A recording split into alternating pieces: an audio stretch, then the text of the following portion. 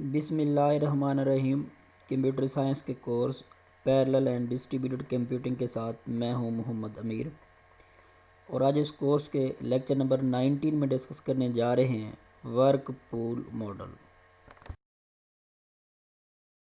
आज के जो टॉपिक्स हैं उनमें जो कंटेंट्स हैं वो डिस्कस जो करेंगे, सबसे पहले introduction to parallel algorithm models का, कि आया पैरेलल एल्गोरिदम जो मॉडल्स हैं वो क्या हैं और कौन कौन से ऐसे मॉडल्स हैं, और उसके बाद जो उनमें से एक मॉडल है वर्क पूल मॉडल, उसको हम लोग ब्रीफली डिस्कस करेंगे। सबसे पहले ये जानते हैं कि आया पैरेलल एल्गोरिदम मॉडल्स क्या हैं। The model of a parallel algorithm is developed by considering a strategy for dividing the data and processing method and applying a suitable strategy to reduce the interaction।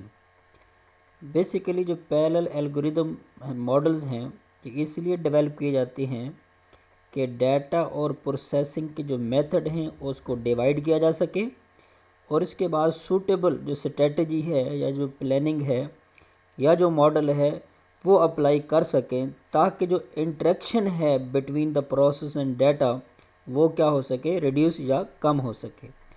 Parallel algorithm जो models हैं वो कौन कौन से हैं, जिनमें data parallel model है, task graph model है, वर्क पूल मॉडल है, मास्टर स्लेव मॉडल है, और प्रोड्यूसर कंज्यूमर जिसे पाइपलाइन मॉडल कहते हैं वो, और इसके बाद हाइब्रिड मॉडल है।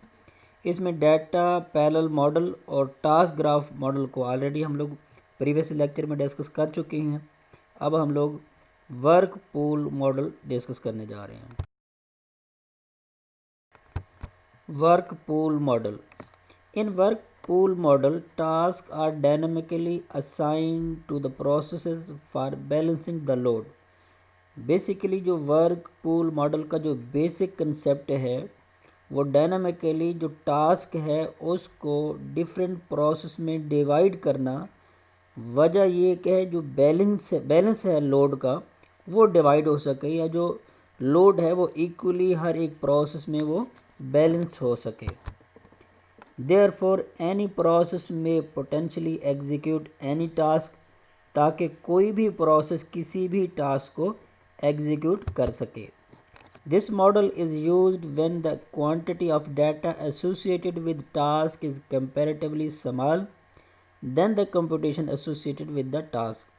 अब ये जो मॉडल किस सिनेरियो में यूज़ किया जाता है, वहाँ जहाँ डाटा की जो क्वांटिटी है वो क्या हो, वो कम हो, किसके, जो कंप्यूटेशन के मुकाबले में इसके अगर क्वांटिटी कम है तो उसमें इसको यूज़ किया जाता है। दूसरे अल्फाज में वहाँ कहते हैं जहाँ किसी भी प्रोसेस की जो एग्जीक्यूशन है, टास्क की जो एग्जीक्यूशन है, उसमें जो डाटा है वो बेसिकली कम हो, और उसमें जो कंप्यूटेशंस हैं उस टास्क से रिलेटेड वो ज़्यादा हों, तो तब इसका इस्तेमाल किया जाता है। There is no desired pre assigning of task on to the process.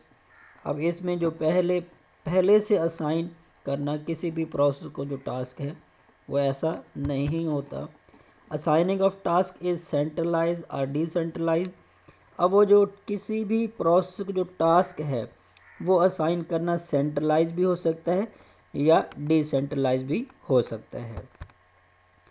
Pointer to the task are saved in a physical shared list. अब उसमें डिफरेंट डाटा के दरमियान जो डाटा है या वो बेसिकली फिजिकली शेयर्ड भी हो सकता है। इन अ प्रायोरिटी क्यू में भी शेयर हो सकता है या सेव्ड हो सकता है उसको जो रिकॉर्ड है। और इन अ हैश टेबल और ट्री, उसको ट्री या हैश टेबल में भी सेव किया जा सकता है। Are they could be saved in a physically distributed data structure, या इसको कहीं फिजिकली जो डिस्ट्रीब्यूटेड डाटा स्ट्रक्चर है उसमें भी इसको सेव किया जा सकता है, ताकि डिफरेंट टास्क के दरमियान जो कोऑपरेशन है वो या एसोसिएशन है वो मेंटेन रह सके। इस डायग्राम में आप देख सकते हैं कि वर्क पूल मॉडल में एग्जांपल के तौर पे दिखाया गया है, जिसमें एक जो मेजर टास्क है या जो वर्क है उसको बेसिकली क्या किया, एक पूल में डिवाइड करने के बाद डिफरेंट प्रोसेस में वो उसको डिवाइड कर दिया गया है। अब वो जो टास्क है वो डिफरेंट प्रोसेस उस डिफरेंट जो पार्ट्स हैं टास्क के उसको एग्जीक्यूट कर सकते हैं। जिस तरह से ये जो वर्क है उस वर्क को प्रोसेस 1 भी एग्जीक्यूट कर सकता है, प्रोसेस 2, प्रोसेस 3, इस तरह से सो मैनी जो प्रोसेस हैं वो इस जो वर्क पूल है उसमें डिफरेंट टास्क जो कि डिवाइडेड किए गए होंगे ऑलरेडी, उनको किसी भी टास्क को कोई भी प्रोसेस एग्जीक्यूट कर सकता है और एग्जीक्यूट करने के बाद जो रिज़ल्ट है वो जो है उसको सम अप करके वो प्रोड्यूस किया जाता है।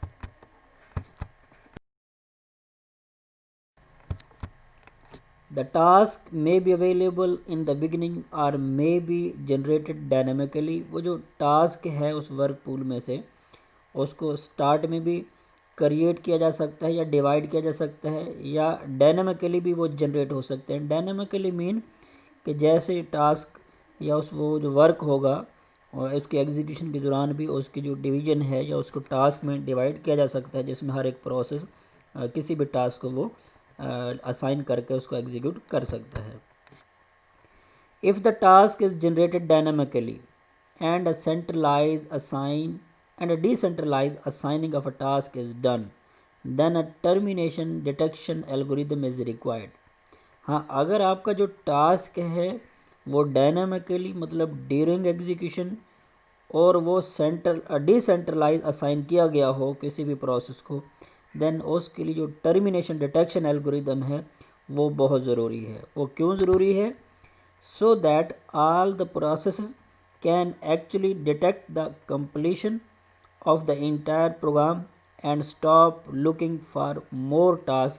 अब उसमें ये वजह है कि जब आपका ओवरऑल जो टास्क है जो डिफरेंट प्रोसेस में डिवाइड होने के बाद उसकी एग्जीक्यूशन हो रही थी वो बेसिकली वो वाइंड अप हो सके, ताकि हर एक जो प्रोसेस है अब मज़ीद उस वर्क पूल में से किसी भी फर्दर टास्क के जो है वो वेट ना करे।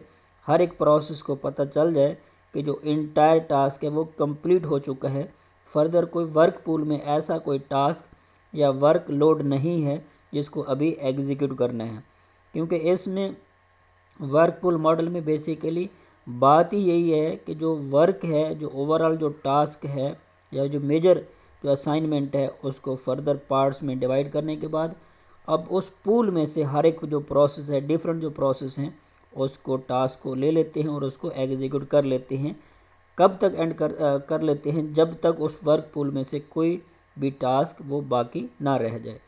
तो अगर डायनामिकली है तो इसके लिए टर्मिनेशन डिटेक्शन एल्गोरिदम का इस्तेमाल भी ज़रूरी है ताकि हर एक प्रोसेस को पता चल सके कि रिमेनिंग उस वर्क पूल के अंदर मज़ीद कोई टास्क नहीं है। उम्मीद करता हूँ आपको आज का लेक्चर समझ आया होगा। मिलते हैं नेक्स्ट वीडियो में, तब तक के लिए अल्लाह हाफ़िज़।